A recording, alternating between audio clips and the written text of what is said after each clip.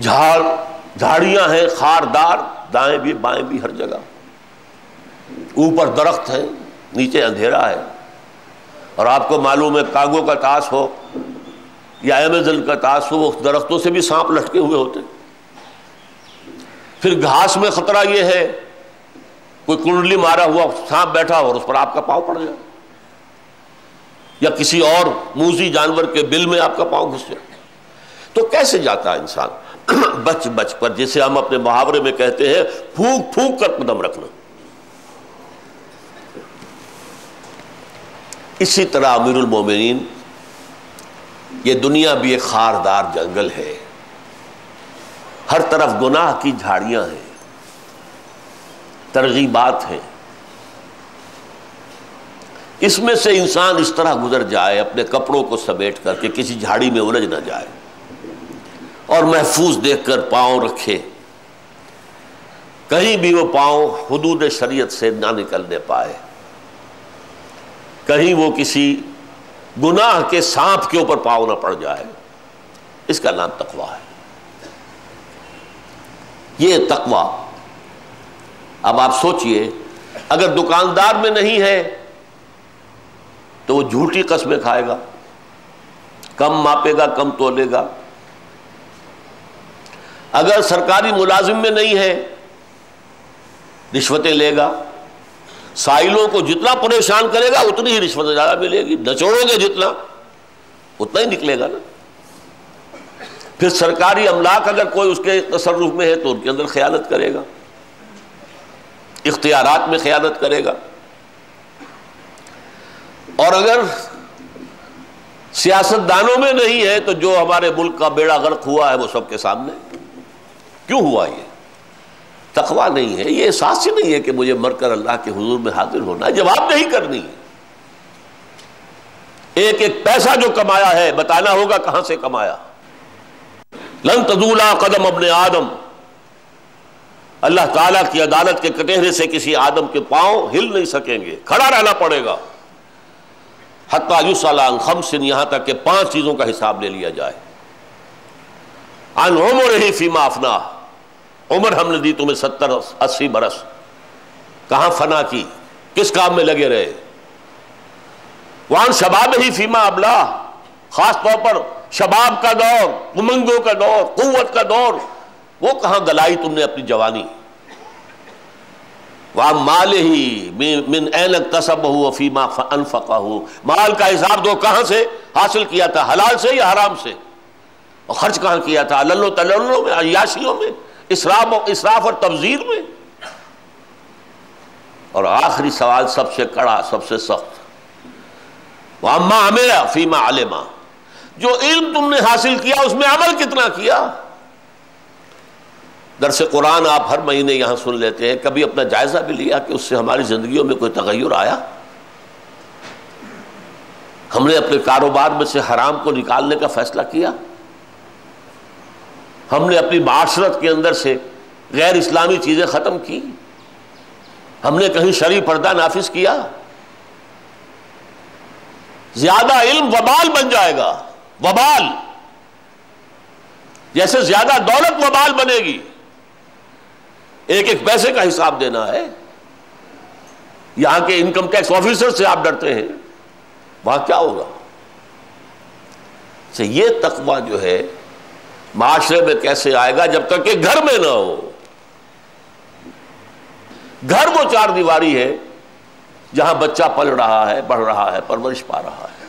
اگر اس گھر کے اندر تقویٰ ہے تو یہی بچہ جب ابھر کر آئے گا، معاشرے میں آئے گا، کاروبار کرے گا، کوئی اور ملازمت کرے گا تو اس میں تقویٰ ہوگا۔ اس لیے حضور نے خطبہ نکاح میں وہ آیتیں جمع کی ہیں جو تقویٰ کی مؤکد ترین آیتیں ہیں قرآن مجید میں۔ آپ کسی کمپیوٹر کو بھی اگر دے دیں یہ جاب کہ قرآن مجید میں تقویٰ کی سب سے زیادہ تاکیدی آیات کون سی ہے نکال دو تو وہ یہی نکلے گی۔ اور یہاں مجھے وہ سورہ توبہ کی آیت یاد آ رہی ہے، لَمَسْجِدٌ أُسِّسَ عَلَى التَّقْوَى مِنْ أَوَّلِ يَوْمٍ۔ مسجد قباء کے بارے میں قرآن میں کیا فرمایا گیا؟ وہ مسجد جس کی بنیاد ہی رکھی گئی ہے تقویٰ پر، پہلے دن سے۔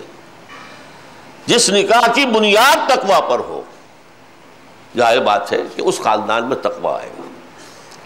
اب ان آیات کا مفہوم مختصر سا یہ درس بھی ہو جائے گا ایک طرح سے۔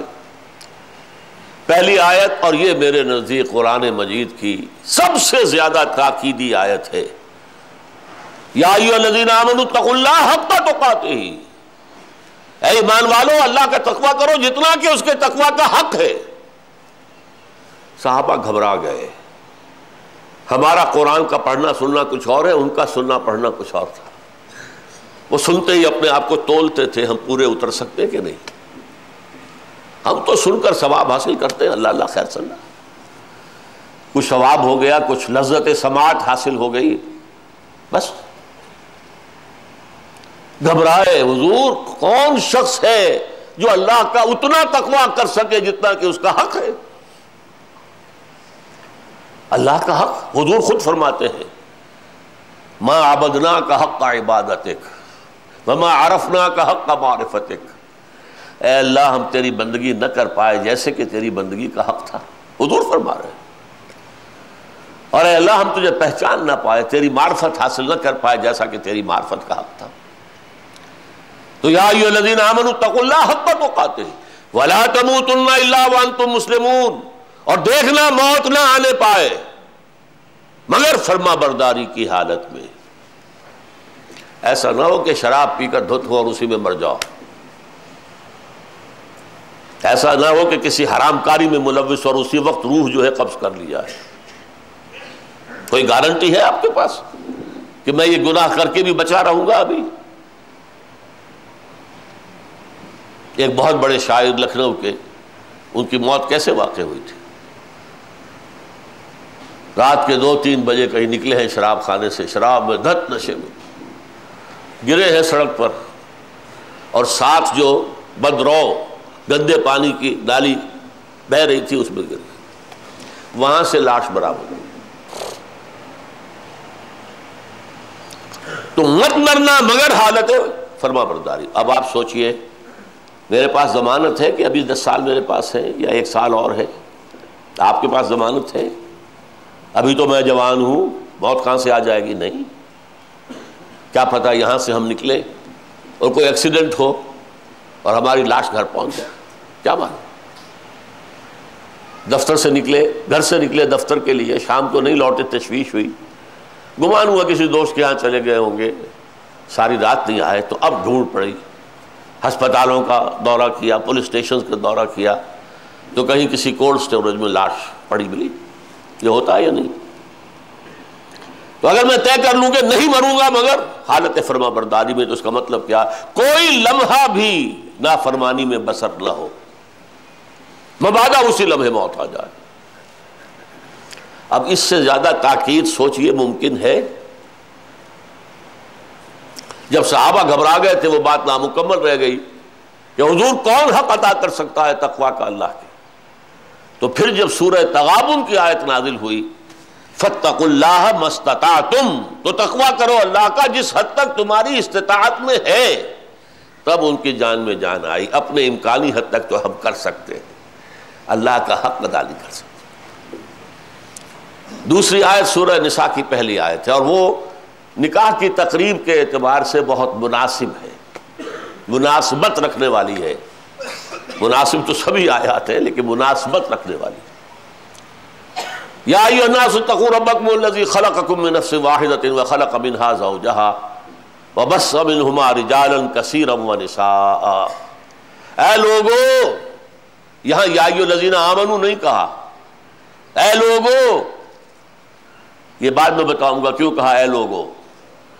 اے لوگو، اپنے اس رب کا تقوی اختیار کرو جس نے تمہیں ایک جان سے بنایا اور اسی سے اس کا جوڑا بنایا، آدم اور حوا، اور ان سے کثیر تعداد میں دنیا میں انسانوں کو، مردوں کو، عورتوں کو پھیلا دیا۔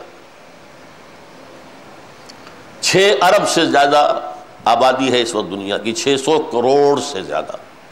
کون ہے یہ؟ آدم اور حوا کی اولاد۔